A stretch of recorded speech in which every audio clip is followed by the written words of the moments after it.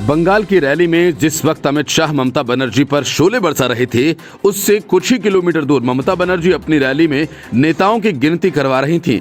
नेताओं की गिनती के बाद पता चला कि पार्टी के 5 बड़े नेता रैली से गायब हैं और इस बात का पता चलते ही टीएमसी में हड़कंप मच गया। वजह ये कि जिस तरीके से लगातार टीएमसी के नेता और कार्यकर्ता पार्टी छोड़ रहे हैं, उसे देखकर 5 नेताओं के गायब होने की खबर किसी झटके से कम नहीं थी।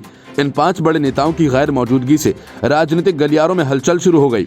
सीएम ममता बनर्जी के भतीजे अभिषेक बनर्जी भी इस मीटिंग में शामिल थे, लेकिन इतनी महत्वपूर्ण मीटिंग से भी दक्षिण 24 परगना के 5 बड़े टीएमसी नेता नदारद रहे। गैर हाजिर रहने वाले नेताओं में 2 सांसद शामिल हैं, जिनमें जादवपुर से सांसद और अभिनेत्री मिमी चक्रवर्ती, जयनगर से सांसद प्रतिमा मंडल का नाम शामिल है। इसके अलावा टीएमसी के 3 बड़े नेता और विधायक भी इस मीटिंग से गैर हाजिर रहे।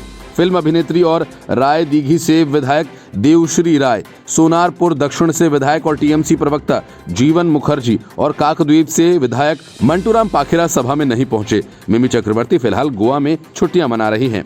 प्रतिमा मंडल ने अपनी सफाई में कहा, उनके ससुर का निधन हुआ है और श्राद्ध की वजह से वह इस मीटिंग में हाजिर नहीं हो पाई।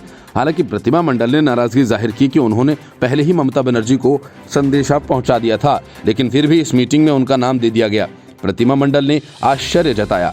काकद्वीप से विधायक मंटूराम पाखिरा, जिनका इलाज वेल्लोर में चल रहा है, उनका भी नाम इस मीटिंग में दे दिया गया। फिल्म अभिनेत्री और दक्षिण 24 परगना से राय दीघी से विधायक देबाश्री रॉय भी इस मीटिंग से नदारद रहीं। देबाश्री रॉय ने अब तक अपनी सफाई में कुछ नहीं कहा है, लेकिन देबाश्री रॉय पिछले कई दिनों से तृणमूल कांग्रेस की सभाओं से नदारद रही हैं। चर्चा है कि इस बार उनको विधानसभा का टिकट नहीं दिया जाएगा। इसी वजह से देबाश्री रॉय नहीं दिख रही हैं।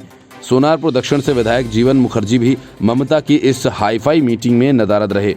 उनका भी फोन बंद है और नदारद रहने की वजह पता नहीं चल पाई है। दरअसल पिछले 1 महीने से जिस अंदाज से टीएमसी नेता पार्टी छोड़कर बीजेपी में शामिल हो रहे हैं, उससे इन बड़े नेताओं की गैर हाजिरी से अटकलें और चर्चाएं तेज हो गई हैं।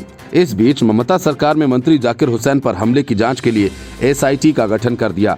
अनुज शर्मा की अगुवाई में एसआईटी हमले में प्रयोग किए गए विस्फोटक या आईईडी के सभी पहलुओं से जांच करेगी और साथ ही हर तरह की साजिश की भी जांच होगी। लेकिन ममता बनर्जी ने अपनी तरफ से पहले ही रेलवे पर निशाना साधना शुरू कर दिया है। Report, news of India.